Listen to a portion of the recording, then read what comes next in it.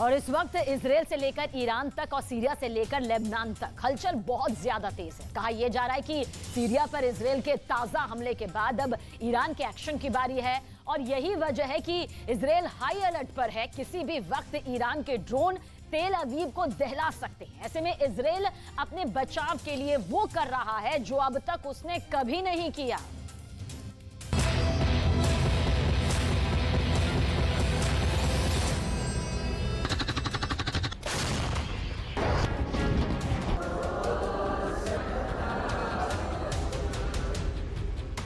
Ukraine की जलती जमीन पर सिर्फ लाशों का अंबार नहीं लग रहा। सिर्फ यूक्रेन ही अपनों के खोने के गम में नहीं डूबा है। पुतिन की मिसाइलों की मार से सिर्फ यूक्रेन में जनाजे नहीं निकल रहे हैं।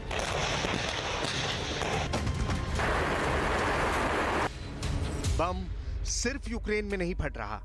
एटम बम सिर्फ यूक्रेन पर गिराने की बात नहीं हो रही।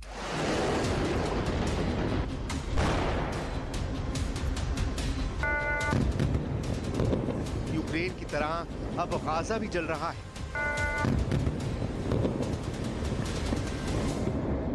इजराइल भी उबल रहा है। मौतों की तादाद फिलिस्तीन और इजराइल में भी बढ़ रही है।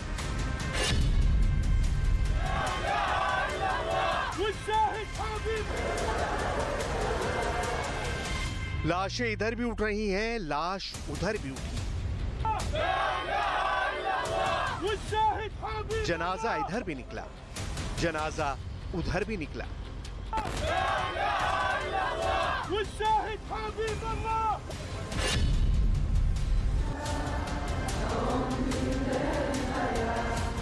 चाहने वालों के इधर भी आंसू बहे, चाहने वालों का उधर भी कलेजा फटा।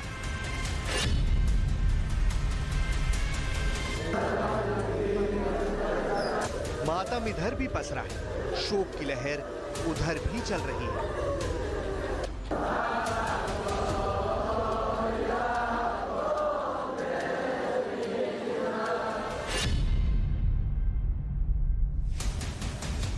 लेकिन इस बीच मिसाइलें इधर भी दागी जा रही हैं, मिसाइलें उधर भी दागी जा रही हैं।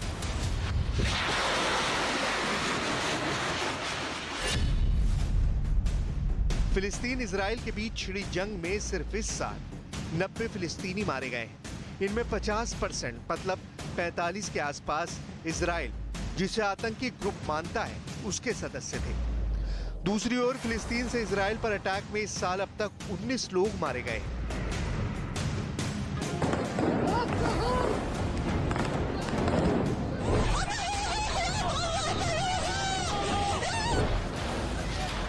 पांच अप्रैल को अल-अक्सा मस्जिद में इजरायली फोर्स के घुसने के बाद गाजा भी खौल रहा है और तेल अवीव में भी गुस्से की ज्वाला धधक रही है। दोनों ओर से दनादन रॉकेट और मिसाइलें बरसाई जा रही हैं। इस बार हमला पहले से ज्यादा क्रूर और घातक होता जा रहा है।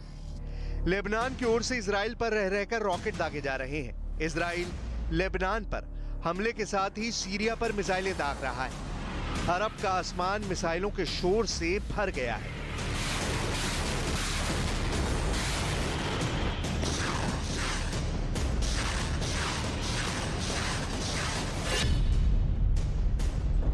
इजराइल का गाजा पर अटैक। इजराइल से लेकर फिलिस्तीन, सीरिया, लेबनान तक के लोगों की रातें आंखों में कट रही हैं। मिसाइल हमले के भय से लोग सहम गए हैं। सामने मौत खड़ी दिखती है।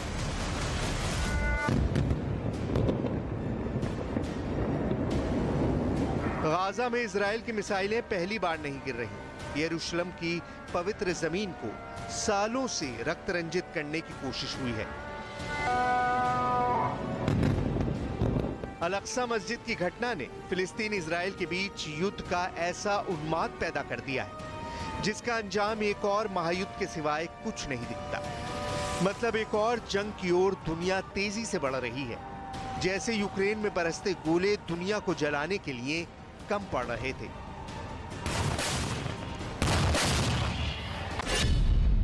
इजराइल ने 3 जगहों पर ताजा मिसाइलें दागी हैं। पहला गाजा, दूसरे दक्षिणी लेबनान में और तीसरे सीरिया में। ये तीनों इजराइल के कट्टर दुश्मन हैं।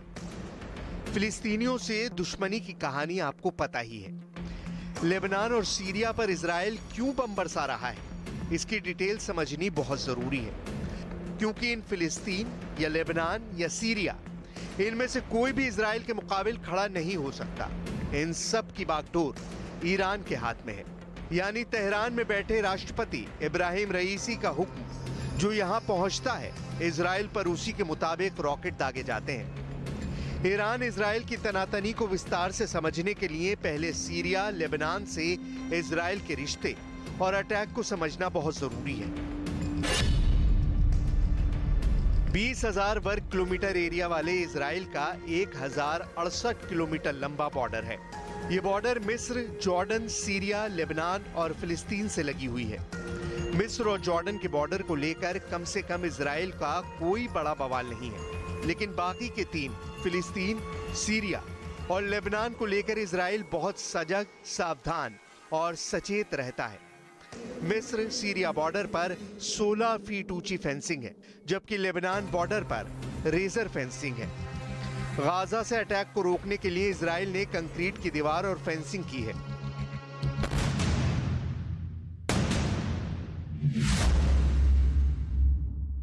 गाजा से भी बुरा हाल सीरिया का हो रहा है। सीरिया पर इजराइल ने सबसे लेटेस्ट हमला किया है। सीरिया पर हमले का कारण इजराइल ने जवाबी कार्रवाई बताया है, यानी पहले सीरिया ने इजराइल पर हमला किया और इजराइल ने ईंट का जवाब पत्थर से दिया।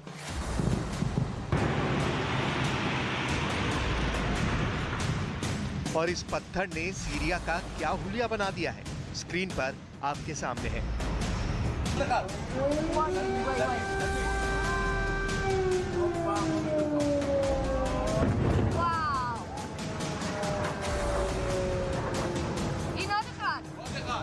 सीरिया से इजराइल की दुश्मनी को समझने के बाद ही आप ठीक तरह से जान पाएंगे इन दो देशों में मरते लोगों की असली दास्तान। इजराइल हमेशा सीरिया में अपने कब्जे वाले गोलन हाइट्स से राजधानी दमिश्क के सैनिक ठिकानों का टारगेट करता है। इजराइल का कहना है कि सीरिया में आतंकी संगठनों ने अड्डा बना रखा है। इन आतंकी संगठनों को ईरान पालता है और सीरिया इन्हें जमीन मुहैया करवाता है। यही संगठन गाजा के लिए इजरायली ठिकानों पर हमला करते हैं। सीरिया के 12 साल पुराने संघर्ष के शुरुआती वर्षों के बाद से ईरान ने सैकड़ों सैन्य सलाहकारों के साथ साथ इराक और लेबनान सहित देशों के हजारों ईरान समर्थित लड़ाकों को तैनात किया है, जिन्होंने राष्ट्रपति बशर असद के पक्ष में शक्ति संतुलन बनाने में मदद की। ईरान समर्थित लड़ाके सीरिया के अलग अलग हिस्सों में तैनात हैं। इनमें से एक संगठन है हिजबुल्लाह, जिसे ईरान का समर्थन हासिल है और इजराइल का आरोप है कि ईरान इस संगठन को एटम बम तक ट्रांसफर करने से नहीं चूकेगा। हिजबुल्लाह सीरिया में एक्टिव है और लेबनान में इनका हेडक्वार्टर है।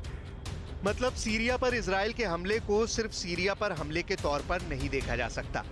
अघोषित रूप में सीरिया पर हमला ईरान और लेबनान पर भी हमला है। इस बीच सीरिया जल रहा है, गृह युद्ध की आग भी जला रही है और ईरान इजराइल संबंधों की आग भी झुलसा रही है।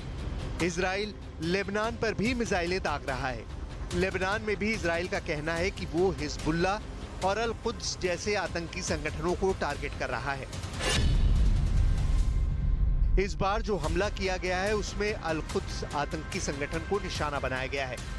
अल कुद्स ब्रिगेड हमास संगठन के बाद गाजा का दूसरा सबसे बड़ा संगठन है। इस संगठन का कर्ता धर्ता जियाद अल नखाला सीरिया की राजधानी दमिश्क में रहता है। इस संगठन को भी ईरान का समर्थन हासिल है और गाजा के मुस्लिमों के हक के नाम पर ईरान इस संगठन को भी हथियार सप्लाई करता है। आतंकी समूहों के खिलाफ कार्रवाई में सीरिया में ईरान के रेवोल्यूशनरी गार्ड्स के जवान भी मारे जाते हैं। ईरान अपने मारे गए 2 सैनिकों का बदला लेना चाहता है।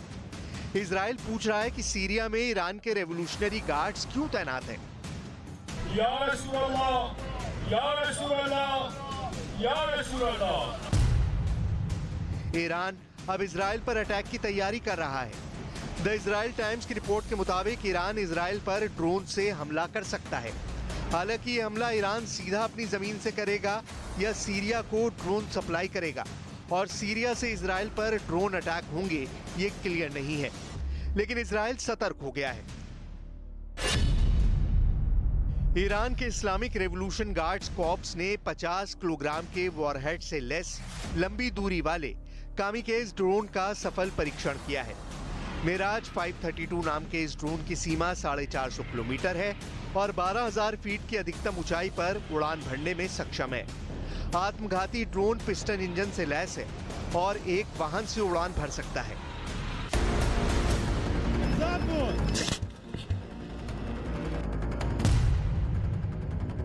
इजराइल की चिंता यूक्रेन में ईरान के कामिकाजे ड्रोन का प्रदर्शन है। रूस ने ईरान के इस ड्रोन से यूक्रेन को लहूलुहान कर दिया, कई ठिकानों को निशाना बनाया। इजराइल के खिलाफ ईरान ऐसे ही खतरनाक ड्रोन अगर सीरिया को मुहैया कराता है तो फिर क्या होगा। हालांकि इजराइल का एयर डिफेंस सिस्टम यूक्रेन वाला नहीं है।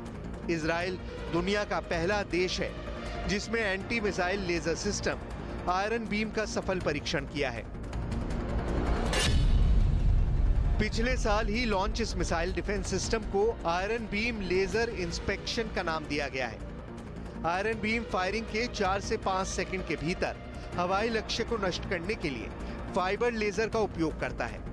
इस डिफेंस सिस्टम के तहत यूएवी, रॉकेट, मोर्टार और मिसाइलों को नीचे गिराने के लिए एक लेजर का इस्तेमाल किया जाता है। इसमें एक शॉट के लिए महज $3.5 का खर्च आता है। इसके अलावा इसके इस्तेमाल से रीजन पर इंटरसेप्टर का मलबा गिरने का भी कोई खतरा नहीं रहता है। कोई भी देश अपने यहाँ बंकरों का जाल ही क्यों ना बिछा दे, बॉर्डर पर लंबी से लंबी दीवारें क्यों ना चुनवा दे, दुश्मन को कमजोर समझने की भूल नहीं कर सकता। और इजराइल जैसा देश तो सपने में भी नहीं। लिहाजा खाड़ी में सूरत हाल दिख रही है कि अभी और मिसाइलें गिरेंगी, अभी और जनाजे उठ सकते हैं। यूक्रेन की तरह सीरिया भी जल सकता है, लेबनान भी जल सकता है, इजराइल में भी आग लग सकती है और ईरान भी दहल सकता है।